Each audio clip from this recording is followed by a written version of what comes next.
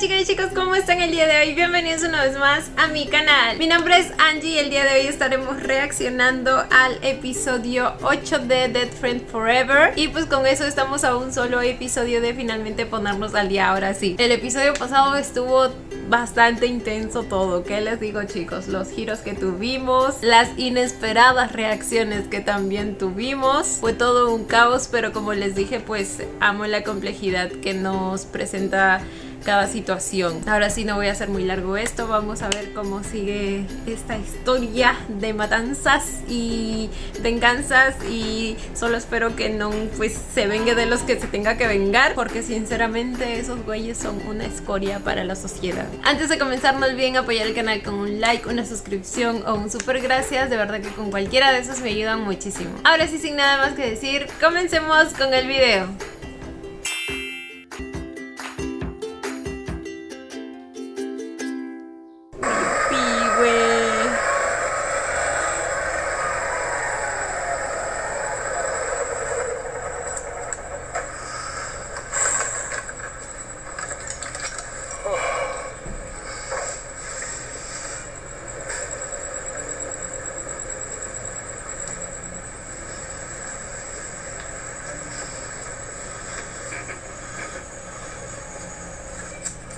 Estoy simplemente harta de ese güey.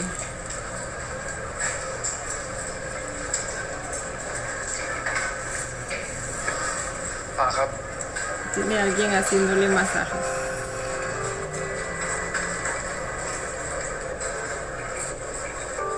หาเงินไม่ได้ไงวะเพื่อนมันไปหามาจากไหนผมก็ไม่รู้เหมือนกันครับ Como si realmente le importara. มีปัญหาอะไรหรือเปล่าครับเพื่อนมึงน่าจะมีปัญหามันรอดคดีอย่างไม่มีปีไม่มีคุย Esperen, se supone que esta es una escena anterior, ¿verdad? Porque a mitad del episodio pasado más o menos Non ya le había dado el dinero a ti. อย่างเงี้ยมันเป็นอย่างอื่นไม่ได้หรอกเพื่อนมึงคือสายของตำรวจไม่มีทางผมถามมาแล้วมันบอกไม่ได้เป็น Ay, bueno, hijo.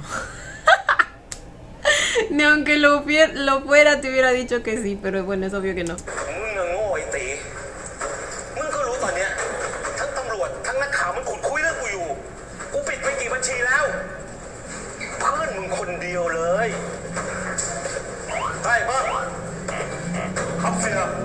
มึงไปจัดการมันนะอย่าให้มันเอาธุรกิจไปคุยให้คนอื่นฟังได้อีกครับเสีย Cierto, al parecer también en los adelantos veíamos que como quería deshacerse de él. ¡Ay! Ya me informaron. Ya me informaron que él es el que hacía de Time, claro. Como me dijeron por ahí, en Patreon. Me dijeron que Macao y Time se terminaron comiendo el recado de Jeff. O sea, de Kim, mejor dicho. แน่ใจนะว่าที่นี่ดูเหมือนเป็นแค่ร้านอาหารตามสั่งธรรมดาเลยตรงนั้นแหละที่สายข่าวบอกว่าเป็นบ่อนผิดกฎหมายของเสียโจ้ร้านขายอาหารตามสั่งเป็นแค่ฉากบังหน้าเท่านั้นเองอ๋อโอเคงั้นเดี๋ยวผมจะลองเข้าไปดู Así funcionan esos lugares. Cuidan la fachada.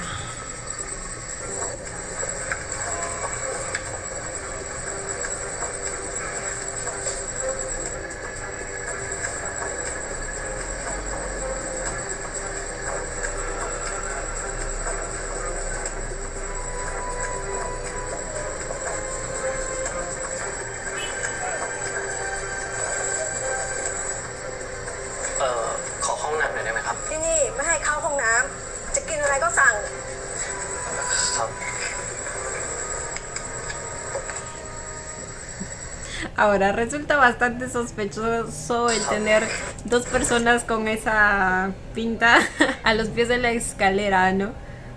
Digo.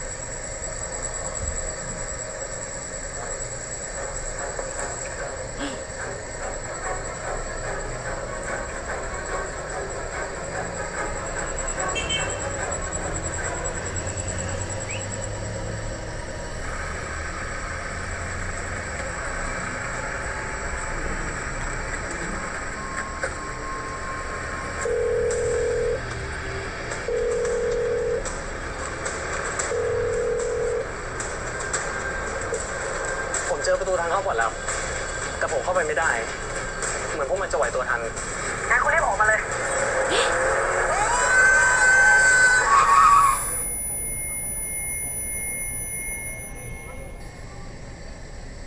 ¿Qué? ¿Qué? No puede ser que ese auto haya aparecido así nada más porque sí. Yo creo que alguien lo mandó. O sea, alguien mandó a asesinarlo. Pero no puede estar muerto porque él apareció en el templo. ¿O realmente era su fantasma? No lo sé. ทุกวันเนี้ยเวลาออกไปไหนก็มีคนพูดแต่ถึงลูกเราตลอดเลยอะที่ทำงานแล้วก็เอาไปนิน Llegó ทาแล้ว hasta ก็ los สนุก padres. ปากเลยผมไปทำงานที่เดิมไม่ได้แล้ว Dios. ก็เพราะคุณนั่นแหละเลี้ยงลูกตามใจลูกมันถึงได้กลายเป็นคนแบบเนี้ย คุณจะโทษแต่ ¿Por qué siguen echándose la culpa entre ellos en lugar de conversar con el niño? ¡Ah, me estresan! เลี้ยงลูกตามใจลูกมันถึงได้กลายเป็นคนแบบเนี้ย คุณจะโทษแต่ผมคนเดียวได้ยังไงฮะเพราะคุณนั่นแหละรักลูกไม่เท่ากัน สนใจแต่ไอ้นิวอะเคยสนใจนนท์กันบ้างไหม ก็นิวมันเป็นเด็กดีอะไม่เหมือนในนนท์ทำอะไรก็ไม่เอาไหนเทียบนิวไม่ติดเลย แล้วดูตอนนี้สินนท์มันทำให้พวกเราอับอายขายขี้หน้ากันหมดแล้ว ทำไมคุณไม่ปกป้องนนท์มันบ้างเลยวะฮะเป็นแม่ภาษาอะไรอะไม่เคยพยายามเข้าใจความรู้สึกลูกเลยสักนิด Esta vez estoy con usted, señor. อย่ามาว่าฉันเป็นแม่ไม่เอาไหนนะคุณนั่นแหละที่อ้างแต่ทำงาน คุณเคยช่วยฉันเลี้ยงลูกไหมคุณไม่เข้าใจหรอกว่ากว่าจะเลี้ยงลูกให้มันโตมาได้ขนาดเนี้ย Bueno, ese también es otro punto. Pero son cosas que deben conversar entre ellos y cuando estén solos, maldita sea, porque...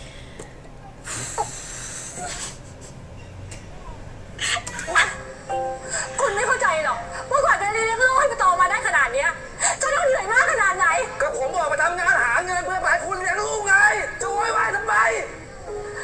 ก็เพราะคุณนั่นแหละ Lo mucho que me estresan las familias disfuncionales. เพราะคุณคนเดียวเลยไอ้พ่อเห็นสวย พิมพาอย่าทำตัวเป็นแม่ดีเด่นนักนะ Y no, después de todo lo que ha pasado, teniendo que escuchar estas conversaciones. Es en serio. ไม่อยากเลี้ยงมันนักอะ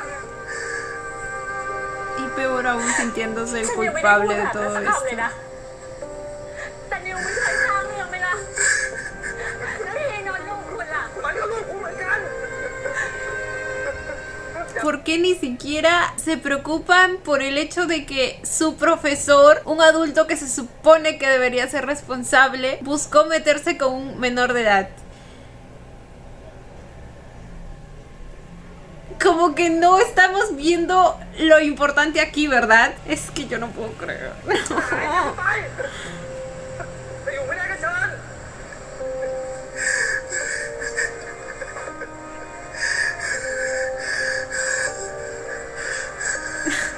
Esa pinche foto. Al final, พวกแกหรือเปล่า todos los que están en esa foto terminaron siendo una maldita escoria.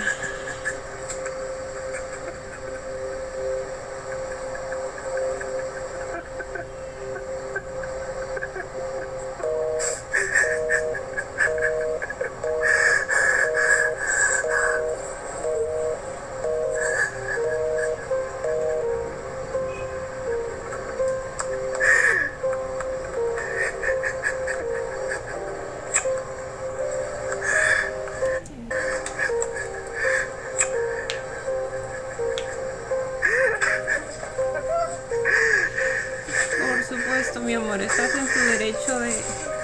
de saber quién lo está difundiendo. นนท์นนท์นนท์จะออกไปไหนอะลูกนนท์ จะไปไหน Ahora se preocupa. ทำไมพูดแม่แบบนั้นอ่ะเอาไว้นนท์ขอโทษแม่เดี๋ยวนี้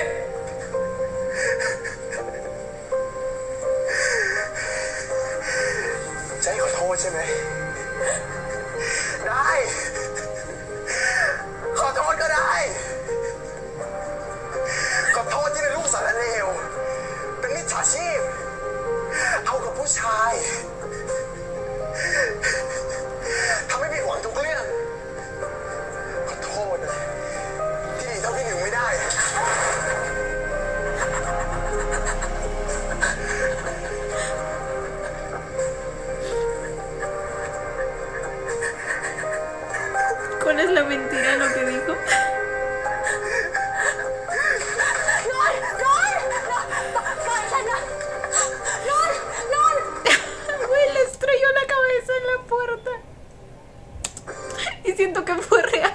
golpeó, o sea, realmente se lastimó aquí.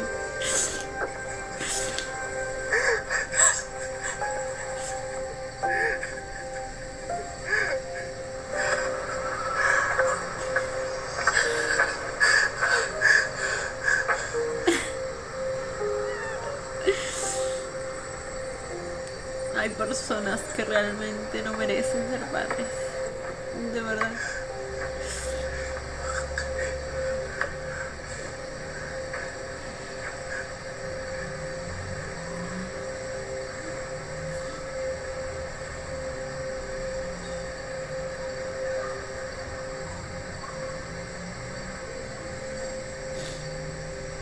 Ah, güey.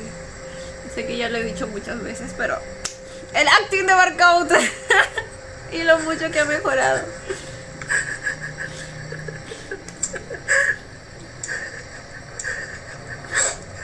Esperé, ¿a quién estaba llamando? Y ya no está la foto del señor Ken. Debe ser él, ¿verdad? El profesor Ken, digo, es la única persona que está al tanto de todo y que pues aún lo apoya de alguna manera.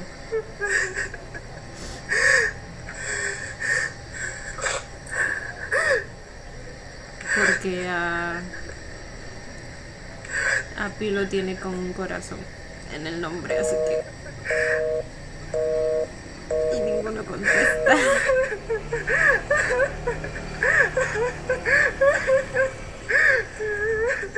ไม่มีใครช่วยกูได้เลย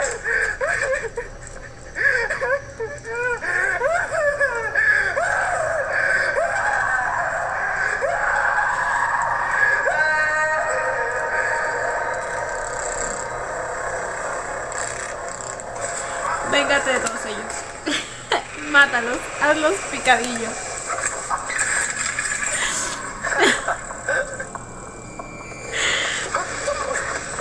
ไอ้ชิบะ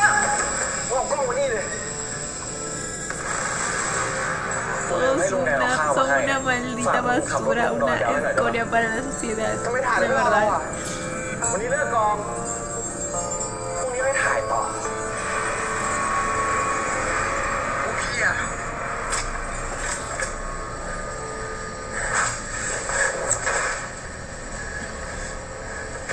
Al final volvió a su casa.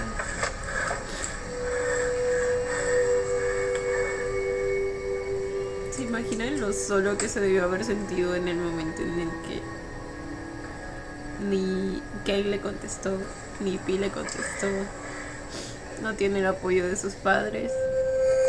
ฉาดเกินแก ครูไปมีอะไรกับเด็กนักเรียนอายุต่ำกว่า18 Si es menor que 18, ya ven. Y el bastardo es él. จะคิดแล้วอะ O sea, el maestro Ken. แบบเนี้ยเขาเรียกว่าสมยอมจ้า Eso no le da el derecho a la persona que grabó a exponer, aunque bueno, aparentemente no fue él, pero no le da el derecho a la persona que grabó de grabar eso. Y tampoco se debe perder el punto importante aquí, que es el hecho de que un adulto se haya metido con un menor de edad aprovechándose de su situación económica y mental.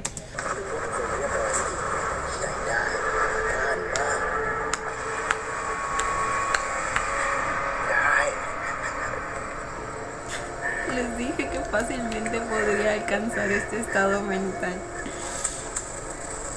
Y o sea, después de todo lo que ha pasado, นั่นเองฆาตกร todo lo que ha aguantado, ภาพดำๆเป็นเงามืดด้านใหญ่ด้านลายเหยื่อเข้าไปในป่าล่อลวงให้หลงทางจนกระทั่งล้มลงไปที่กับดักสัตว์ปลายแหลมแทงเข้าท้องเลือดไหลส่งเสียงร้องเจ็บปวดเป็นสิ่งที่ฆาตกรจามขวานลงไปที่ประตูห้องน้ำจามขวานลงมาที่ลำคอเส้นเลือดใหญ่เลือดสาด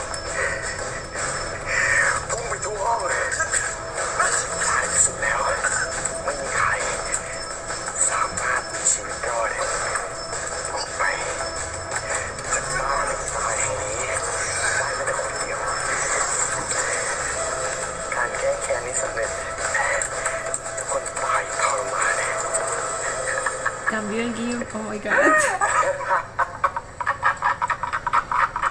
Oh my god.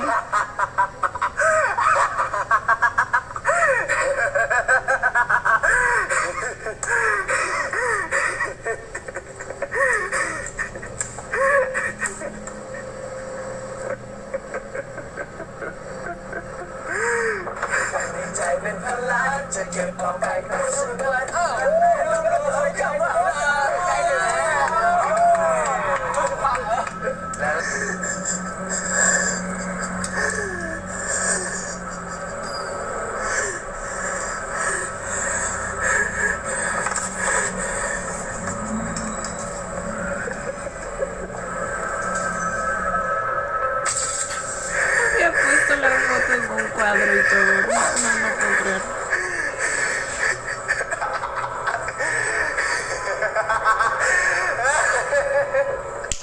A por ello. Vamos por ello. Aunque, ¿será que realmente fue ผม él? ขอรบกวนท่านให้ชะลอคดีนี้นิดหนึ่งนะครับ แล้วผมจะโอนค่าเสียเวลาไปให้ ได้ครั Porque บ también puede ser que alguien que lo quiere leyó su historia y al intentar vengarlo pues recreó todo de esa manera. No sé, les digo que aún tengo muchas cosas en la cabeza. ท่านต้องการเนี่ยผมจะจัดให้เลย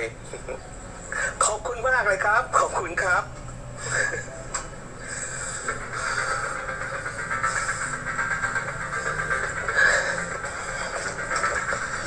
เรื่องมันจะไปกันใหญ่แล้วไอ้ตำรวจผู้ใหญ่ที่สนิทกันเนี่ยไม่รู้จะยื้อคดีนี้นานขนาดไหน เพราะมันมีตำรวจอีกฝ่ายเนี่ยที่มันอยากทำคดีนี้มากๆ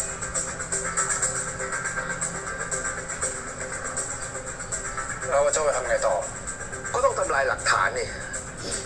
โดยเฉพาะไอ้พวกปากโป้งและไอ้เด็กสายตำรวจนั่นอีก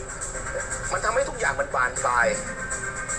Sigue pensando que es un ผม espía. ขอสั่งมึงให้มันจัดการมันเดี๋ยวนี้เลยหมายถึงให้ผมไปฆ่านนท์เหรอ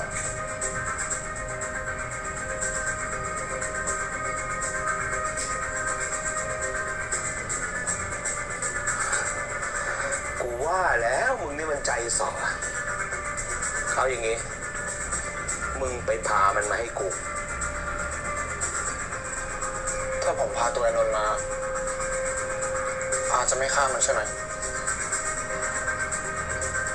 อย่าฆ่ามันได้ไหม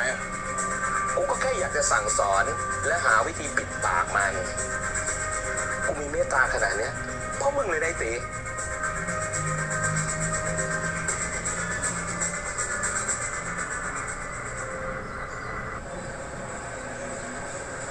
เรื่องคิดว่ามันร้ายแรงกว่าที่เราคิดว่ะ ตอนแรกกูคิดว่าจะไม่มีผลกระทบอะไรกับพวกเรามาก แต่วันนี้เจ้าของทุนโทรมาหากู บอกว่ามีชาวเน็ตเข้าไปด่า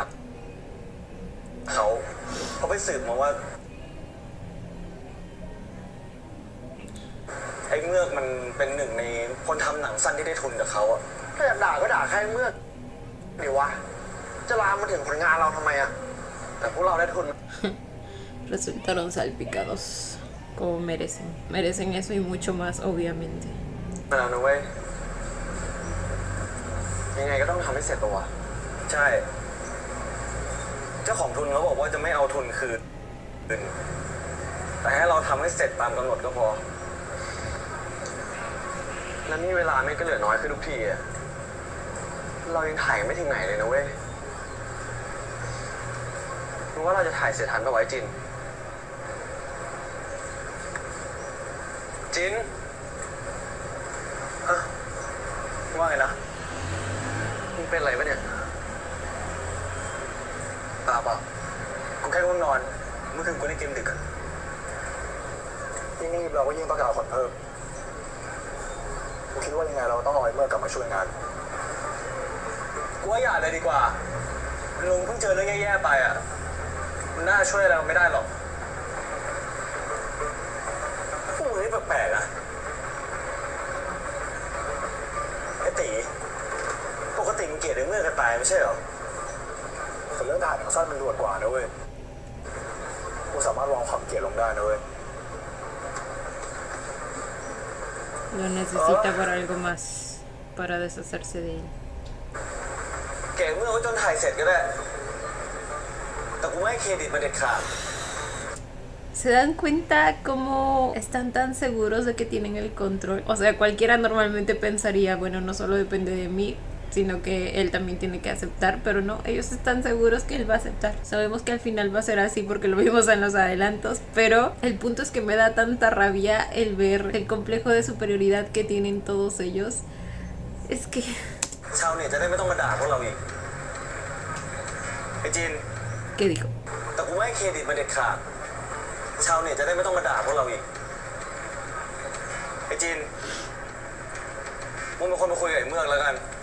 มึงสนิทกับมันที่สุดอะ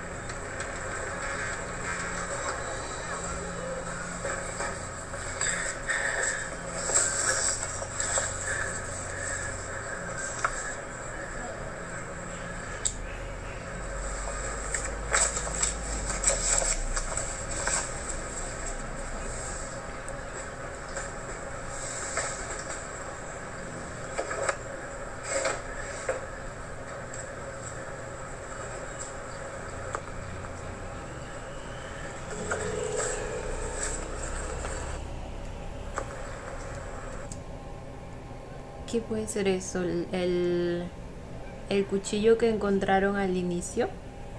Puede ser. Tiene una forma alargada.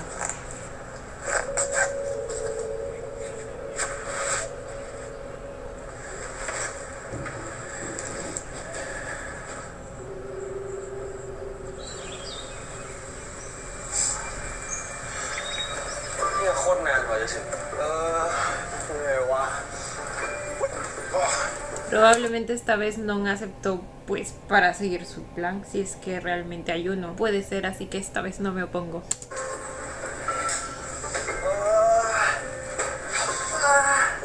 หนักจังวะชิคโอ้ย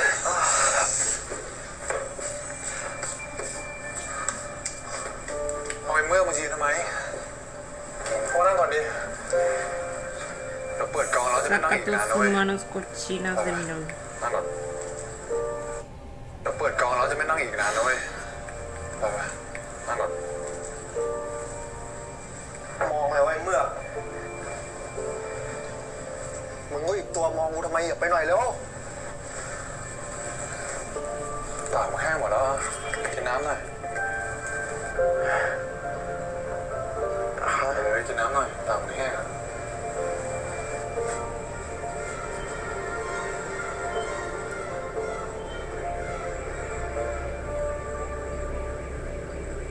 Ay, yo también desconfiaría.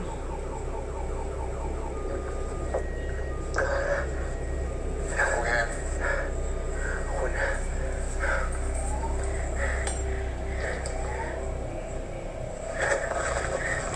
คือเรามีบทใหม่เพิ่งแก้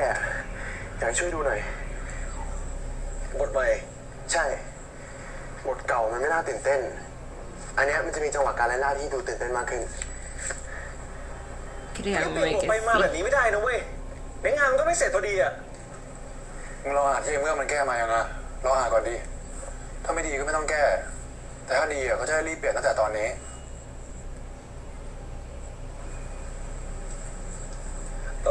มา Créeme que no vas a perder las neuronas que te quedan por leerlo, ¿eh?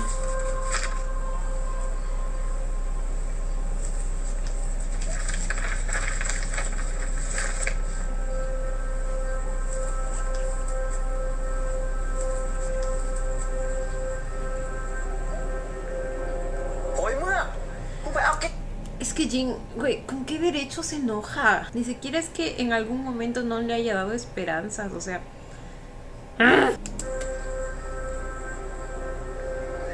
โอ้ยเมื่อ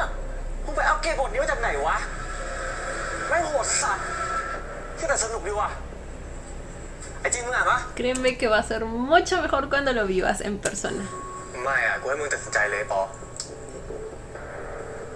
ถ้าถามกูเอานะแต่ทีมเอฟเฟกต์ทำงานหนักหน่อยนะเว้ย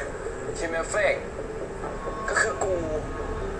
แล้วก็กูอีกอ่ะมึงอย่าทำโหดได้ปะวะ กูทำไม่ไหวเว้ยมึงจะบ่นทำไมวะเสียเวลา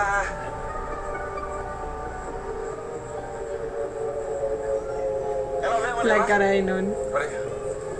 ไป como diciendo todo está saliendo de acuerdo al plan. No sé si pensar que... O sea, no sé si ya estar segura de que realmente se...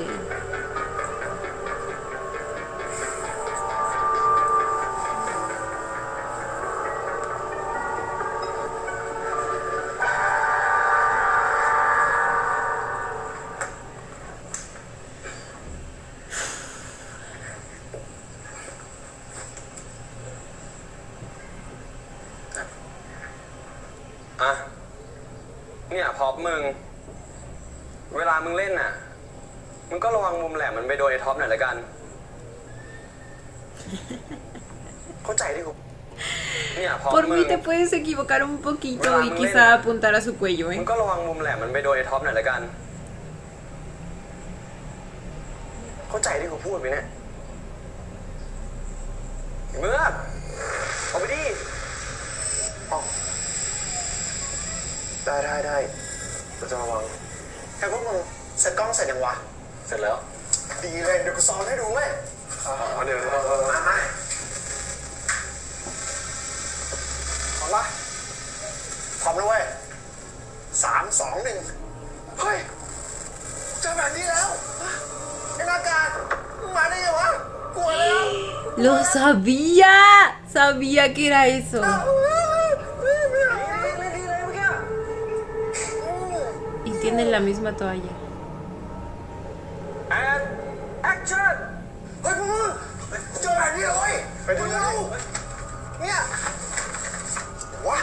นี่เว้ย ตอนนี้เราอยู่ตรงนี้เว้ย ถ้าเกิดเราไปตามทางแบบนี้ใช่ปะทางเนี้ยยาวๆมาเรื่อยๆเรื่อยๆจนถึงตรงเนี้ยเราจะถึงแน่นอนเว้ยไปดิแล้วกันนะไปหน้ากากมึงมาได้ไงวะ เฮ้ยอย่าเลยเว้ย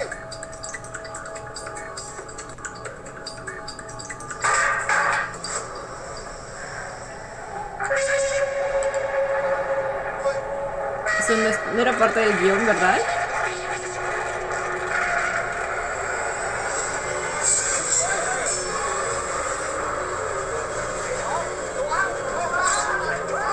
O sí era.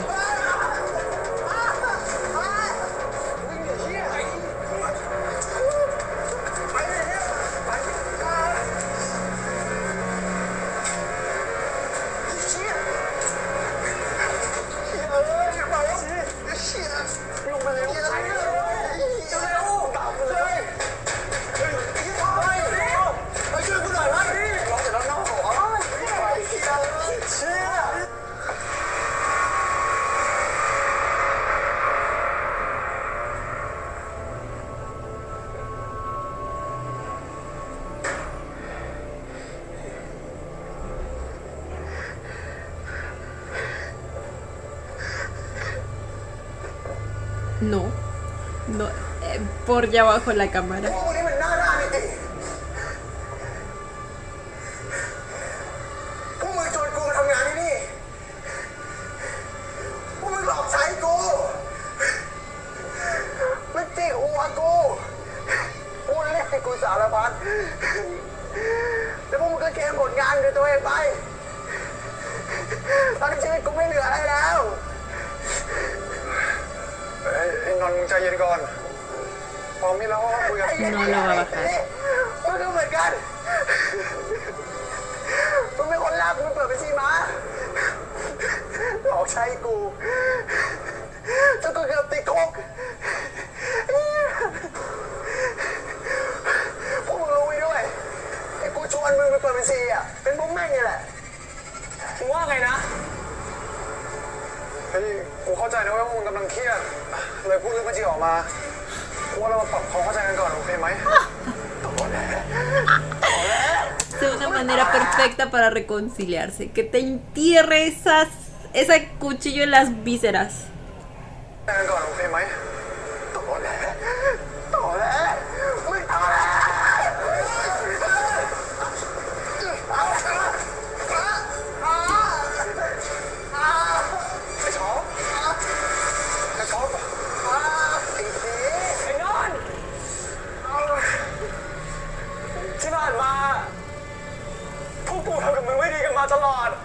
¿Sí? No me digas. No me había dado cuenta. ตอนเนี้ย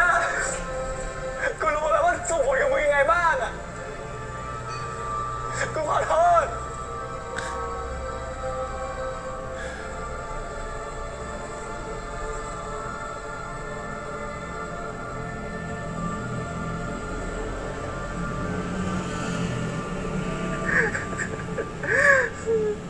มึงไม่ใช่คนที่ต้องมาขอโทษกูจิน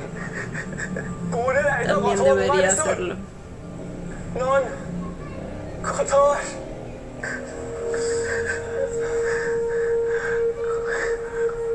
ขอโทษขอ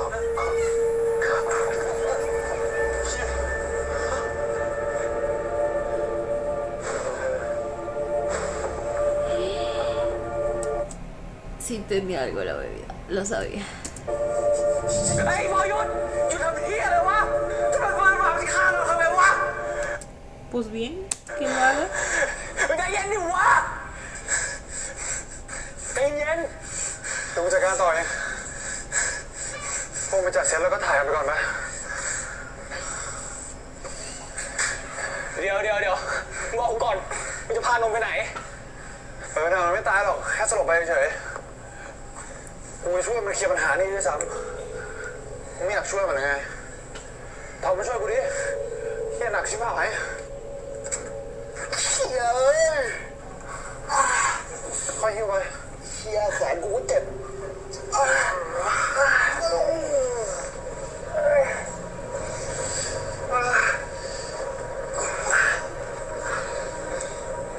Y supongo que ahí es donde no desaparece, ¿verdad? Y hace algo con él. นี่เราจะไปห้ามมันจริงๆหรอวะมึงอยากห้ามมึงก็ไปห้ามมันดิไอ้ตีมันบอกว่ามันจะช่วยกูเชื่อมันอยู่แล้วเพราะยังไงกูเองก็ไม่เกี่ยวกับเรื่องนี้อยู่ดี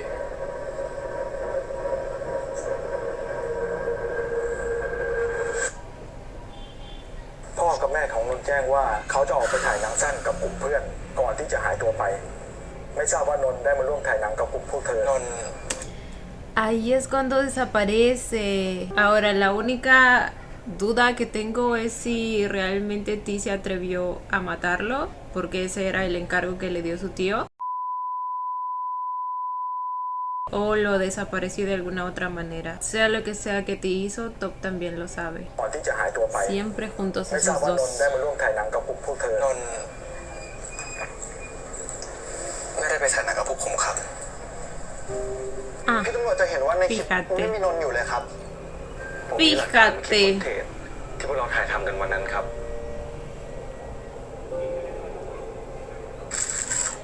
ที่พวกผมไม่ได้ชวนนนท์เพราะว่านนท์เขากำลังมีข่าวเรื่องคลิปหลุดอยู่ครับแล้วพวกผมก็คิดอยู่ว่าจะเอาเขาออกจากทีมด้วยซ้ำครับพวกผมคิดว่านนท์น่าหนีตามครูเก่งไปครับเพราะว่าหายไปพร้อมกันทั้งคู่เห็นเพื่อนๆบอกว่าเธอสนิทกับนนท์มากที่สุดครับเธอคิดว่า a Ken tampoco se lo volvió a ver. Eso refuerza la teoría de que esos dos están trabajando juntos, si es que aún están vivos. No lo sé, Rick. การที่นนท์มีไปกับครูเก่งมีความเป็นไปได้มากน้อยแค่ไหนผมกับนักเขาดูรักกันจริงๆผมคิดว่ามีความเป็นไปได้สูงครับ สืบเนื่องจากประเด็นร้อนในโซเชียลนะคะที่เกี่ยวกับคลิปหลุดระหว่างครูสอนพิเศษกับนักเรียนนะคะล่าสุดทางครอบครัวของเด็กชายได้เข้าแจ้งความกับเจ้าหน้าที่ตำรวจเนื่องจากลูกชายของครอบครัวนี้ได้หายตัวไปอย่างลึกลับไม่สามารถติดต่อได้เป็นระยะเวลากว่า1 อาทิตย์แล้วค่ะเนื่องจากบุคคลคนหนึ่งที่อยู่ในคลิปหลุดได้หายตัวไปในระยะเวลาไล่เลี่ยกันผมคงตัดประเด็นว่า2 คนนี้กำลังอยู่ La otra persona que filtró el video, ¿piensan que Ken filtró el ใน video? ระยะเวลาไล่เลี่ยกันผมคงตัดประเด็นว่า2 คนนี้กำลังอยู่ด้วยกันออกไม่ได้นะครับแล้วมีความเป็นไปได้มากน้อยแค่ไหนที่คนดังกล่าวที่จะมีอยู่ครับอันนี้ต้องขออนุญาตนะครับเนื่องจากว่าทุกอย่างอยู่ในสำนวนนะครับ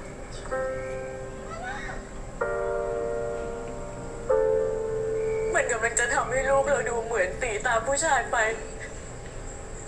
สรุปกันง่ายๆแบบนี้เลยเหรอ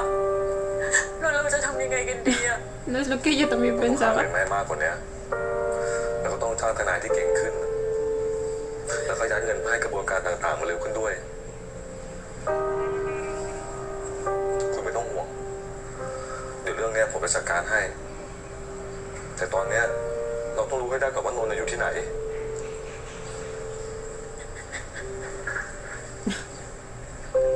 Ahora sí actúan como padres unidos.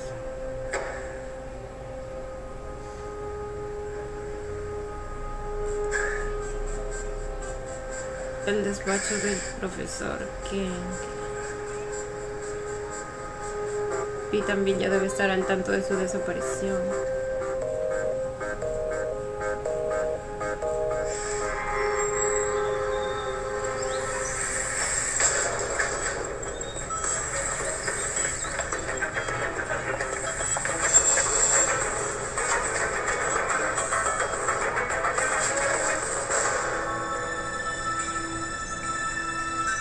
Es el video que estaban viendo al comienzo. Recuerda esa caída, porque la caída sí se vio falsa.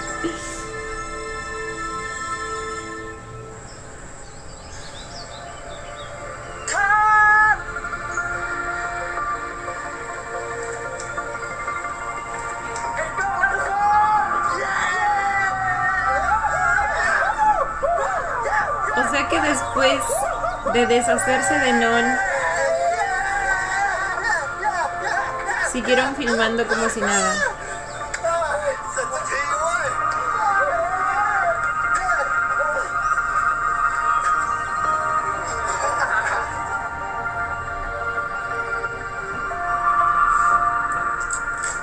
ไอ้ฟุ๊ก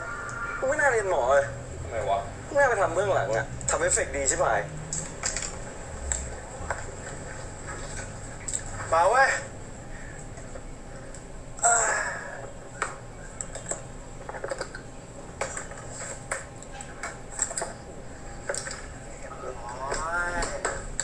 เสร็จสักทีไอ้ปอแล้วก็พวกนี้ต้องแบกเองเปล่าวะหรือว่ามีคนมาช่วยแบกกูว่าเดี๋ยวจะเก็บไว้ที่บ้านนี้แหละเอ้าแล้วมึงไม่ใช้งานมันต่อแล้วหรอวะก็เผื่อต้องถ่ายรีชูตมึงจะได้ไม่ต้องแบกไปมาไงว่ะเมคเซนส์ว่ะทุกคนก่อนลุงแดงจะมารับกูว่าเรามาแดกฉลองปิดกล้องสักหน่อยเอาเว้ยออกไปคนละป่องแล้วมาถ่ายสตอรี่ดีกว่าเว้ยที่นี่มันไม่มีเน็ตไม่ใช่เหรอมึงก็ลงตอนที่ไม่มีเน็ตสิวะไอ้ฟุ๊กมึงชอบช็อตฟิลอยู่เรื่อยเลยมาเดี๋ยวให้มึงแล้วมาเร็ว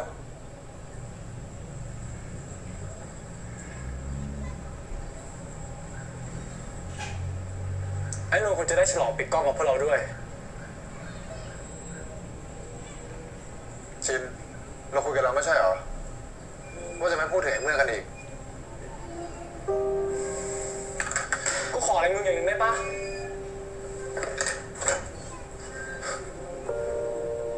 มึงช่วยเรียกไอ้นนท์ว่านนท์สักครั้งนึงจะได้ไหม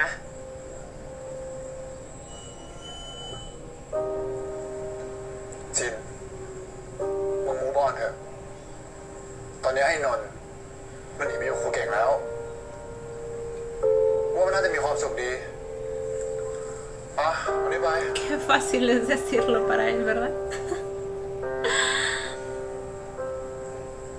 Se le nota el nivel de cero empatía que tiene.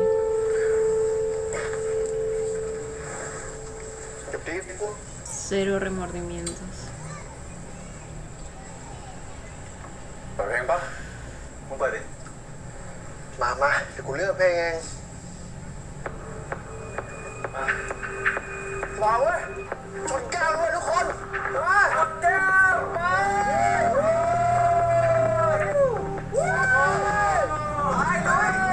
เร็วไอ้จิ๊ดไป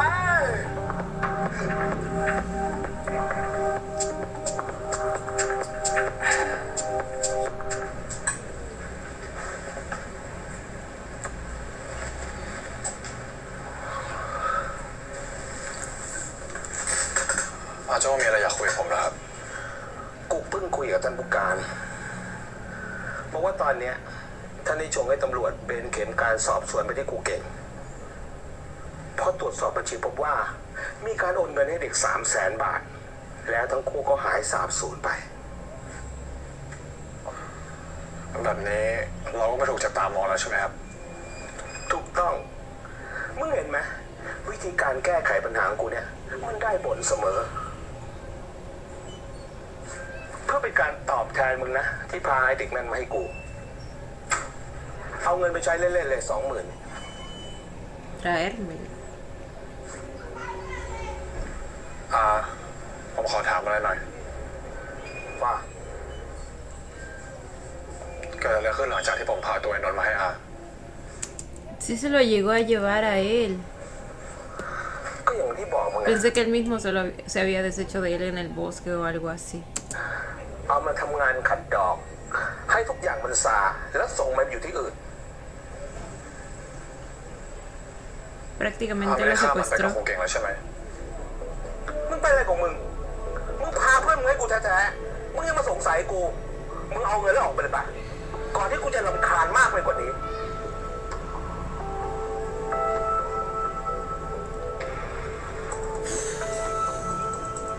Son idénticos, como dos gotas de agua. นาฬิกายืมเพื่อนเนี่ย สวยดีนะ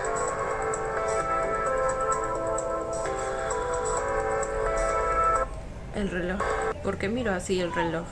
Creo que es porque está sospechando que está mintiendo con cómo le va en el negocio, ¿verdad? Porque siempre ha puesto eso de excusa para no pagarle lo que le corresponde. Y ahora creo que se está dando cuenta que gasta en otras cosas.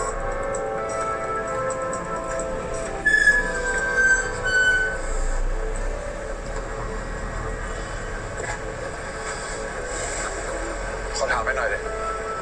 รู้หรือเปล่าว่าไอ้นนท์กับคงเก่งอยู่ที่ไหน ไม่รู้มันยังไม่ตายใช่ไหม ไม่รู้เอ้าถ้าถามว่าตายยังก็บอกไม่ได้เหรอวะ จะถามเยอะ O es porque el reloj era de... Alguno de No, no era. De Ken no me he fijado. Después voy a revisar.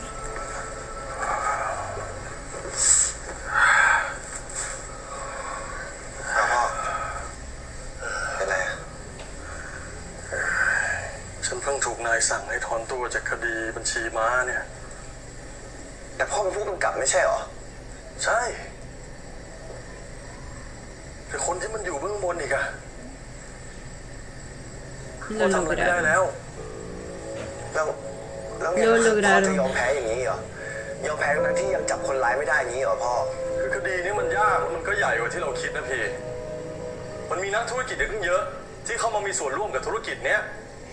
แล้วนักธุรกิจพวกนี้มันส่งจดหมายขู่ฆ่ามาให้พ่อ มันขู่ฆ่ามาถึงแกด้วย ถ้าพ่อไม่มีแก พ่อก็จะสู้ต่อ แต่พ่อจะตัดนายแกไว้ Te protegería. พ่อถึงต้องถอนตัว แล้วนนท์กับครูเก่ง Lo ที่ odio เขาหาย todo, ไปอะพ่อ señor. Gracias por eso. ที่ว่าหนีตามกันไปนั่นน่ะเหรอ ดูจากความใหญ่ของคดีนี้แล้วเนี่ย สองคนเนี้ยถูกทำให้หายตัวไป Usted lo sabe. También Pi lo algo, sabe. Todos lo sabemos. หมายความว่าไงอะพ่อ หมายความว่าแกเตรียมตัวคิดถึงสิ่งที่มันเลวร้ายที่สุดที่จะเกิดขึ้นได้เลยไงพี่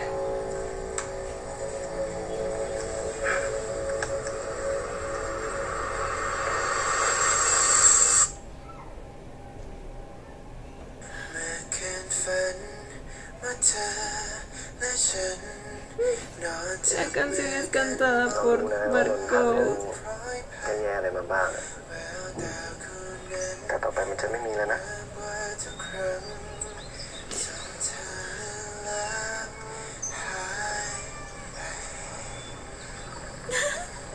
เป็นแฟนกันนะ ¿Por qué? Odio a esos malditos. Los odio.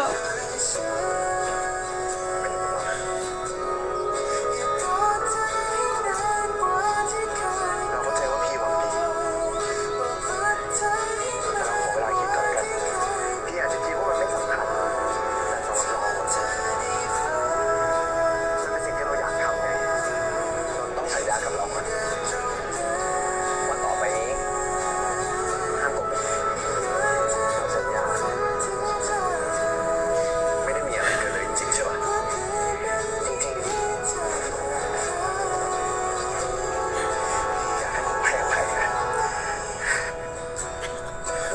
no me torturen así.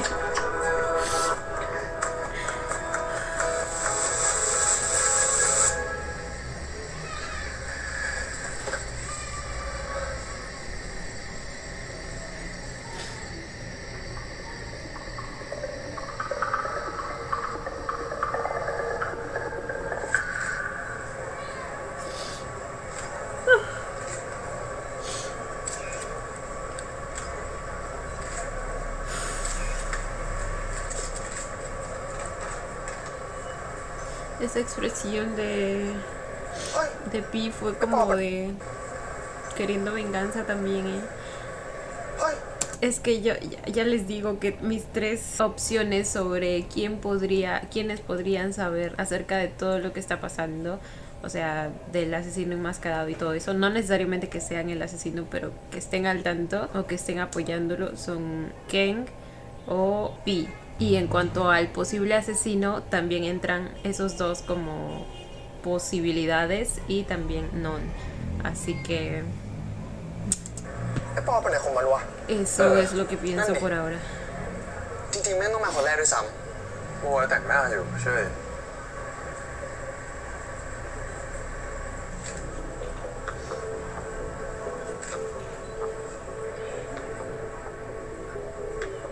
นั่นไง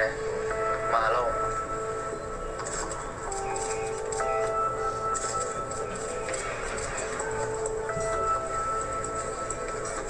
โอ้โห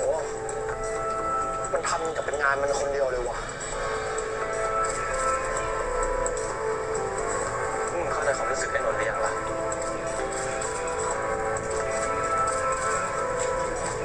พวกจะคิดบ้าหรือไงวะไม่ได้พ่อแม่ปอของพวกเราแม่ก็คงไม่ได้ใช้ Y si no fuera por Non, no hubiera habido proyecto. Tu lógica solo aplica para personas con dinero, ไม่ ¿verdad? ได้ใช้มันอยากได้แสงอะไรก็ให้มัน Hijos de...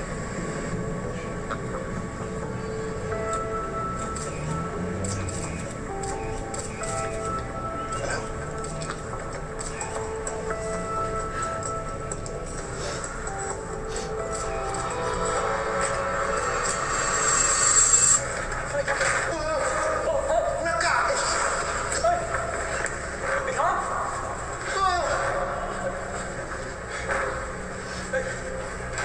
หน้ากาก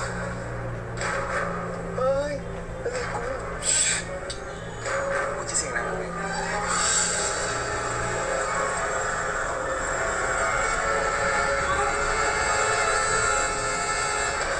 เฮ้ยอย่าเลยเว้ย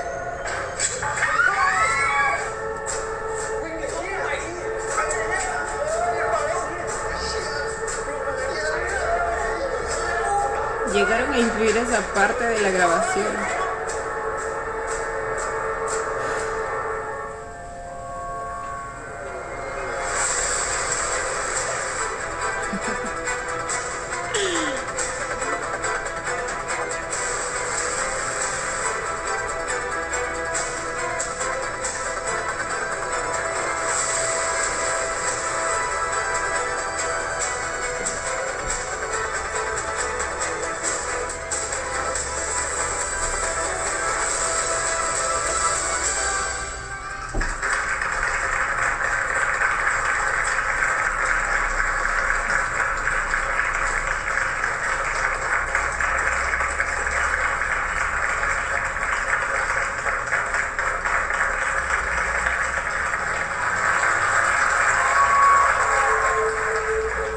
Odio que no esté aquí quien debería tener todos esos aplausos. Pi fue a verlos.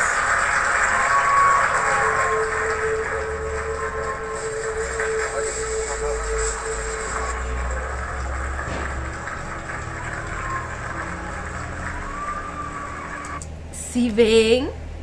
Pi los conoce, güey. O sea, los conocía desde antes de hacerse su amigo. Por lo tanto, todo ese tiempo he estado fingiendo no saber de quién, o sea, de quién hablaban. Pero en realidad sabe todo. Sabe todo.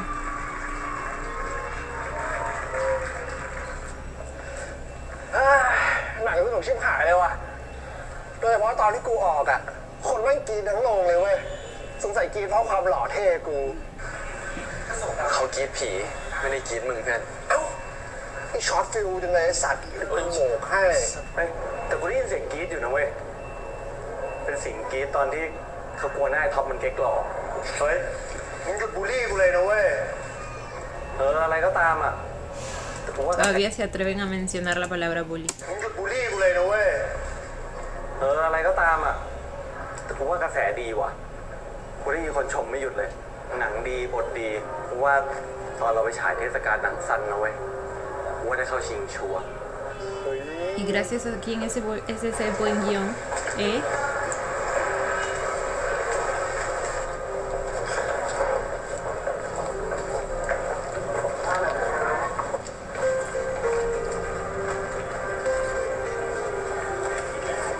สุดยอดไปเลยลูกนี่พ่อไม่อยากเชื่อนะว่าแกเนี่ยเป็นนักคนเขียนบทและเป็นนักผู้กำกับหนังเรื่องนี้เก่งมาก สมละที่เป็นลูกชายของสสเอกชัย ไม่เสียแรงเลย ที่พ่อแม่ช่วยเต็มที่ Mírenlo fingiendo ser un buen padre. ยังไงผมฝากผลงานหนังสั้นเรื่องแรกของลูกชายผมมาด้วยนะครับ รับรองว่าสนุกแล้วก็ตื่นเต้นแน่นอนนะครับ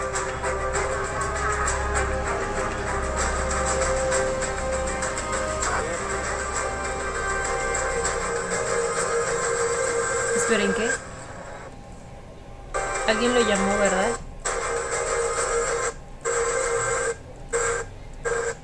¡Ay, no le vi la cara! ¿Quién era? A ver, solo hay un personaje que falta en esta historia y es ¿cómo era su nombre? ¿Tan? Creo que era Tan, ¿verdad? Sí, es el único nombre que falta. Puede que sea él, ¿eh? Puede que sea su momento de aparecer en la historia. El perfil no se parecía para nada a Non, pero creo que puede ser él. Ahora, finalmente queda confirmado que Pi se acercó a ellos sabiendo quiénes eran. Definitivamente sí, está como un infiltrado ahí, tratando de averiguar pues qué pasó. Esa es una opción. Y otra opción es que, como les digo, esté también siendo parte del plan de venganza. Pero a este punto creo que ya no. Lo estoy empezando a descartar un poco. Creo que el objetivo de él más bien es averiguar todo lo que pueda y poder conseguir pruebas o cosas así, ¿me entienden? Ahora eso me lleva a pensar que quizás se metió con Jin a propósito, como una manera de pues entrar en el grupo o algo así, ¿verdad? Porque si él ya lo conocía desde antes, o sea, ya vio todas sus caras, no hay manera de que se haya metido con él por otra cosa. O sea, no sé, eso es lo que pienso por el momento. ¡Ah, güey! Ok, sí se dan cuenta de cómo empezamos esto y cómo lo estamos terminando, porque al principio supuestamente Pi no sabía nada del asunto, era de los que más estaba perdido cuando todos hablaban del tema y ahora él está enteradísimo, güey. Y ahora es hasta uno de mis posibles opciones para determinar quién está detrás de todo esto del asunto de la venganza. Aunque la verdad no lo creo. Me inclino más por lo primero que les dije, que es que él esté haciendo sus averiguaciones por su lado y los que están detrás de todo lo que está pasando podrían ser Non y Ken. Yo sé que ahorita Non y el profesor Ken aparentemente están secuestrados y así, pero siento que en algún momento podrían escapar y pues llevar a cabo todo el plan. Ahora, si no es que son ambos, puede que sea simplemente Ken. Puede que quizá en el momento en el que intentan escapar algo pasa y Non muere. Entonces Ken, pues al ver el apego que tiene hacia Non, fácilmente podría pues también tomar la decisión de llevar a cabo la venganza que Non estaba planeando con sus propias manos, ¿me entienden? Porque recordemos que el guión fue cambiado, entonces él fácilmente podría haberse guiado de ahí, además que la película se transmitió en todas partes, así que nada, esa es otra opción que tengo. Y a Pi lo separo de todo esto con que está haciendo sus cosas por su lado, porque no siento que haya la posibilidad de que se junten los tres, ¿saben? Porque pues tienen cierto asuntillo ahí, así que no creo. Nada, chicos, solo me queda resaltar la gran calidad de serie que estamos teniendo. Estoy considerando seriamente en ponerle un 10 a esta serie, un 10.5, porque es que la trama y la cantidad de misterio que le ponen es demasiado buena, y además que la historia, o sea, las cosas que vamos viendo se van entrelazando también. Algo que habíamos visto en el primer episodio ahora tiene sentido en el octavo y cosas así. O sea, yo amo ese tipo de series de verdad, y hace tiempo que no veía una con esta calidad. Estamos a un solo episodio de ponerme al día con ustedes y luego ya siguen los episodios que vamos a ver juntos. Así que nada, chicos, espero que les haya gustado. Este es el último video en el que no voy a leer comentarios, pero a partir del siguiente pues estaremos leyendo todo. Y bueno, chicos, esto ha sido todo por el video de hoy. Espero que les haya gustado. No olviden darle la manita arriba y suscribirse si les gustó el video. Si les gustó mucho, ya tienen el botón del super gracias activado por si quieren colaborar con el canal. Obviamente solo si así lo desean. Ya los estaré viendo en un próximo video. Bye. Los quiero. No olviden seguirme en Instagram.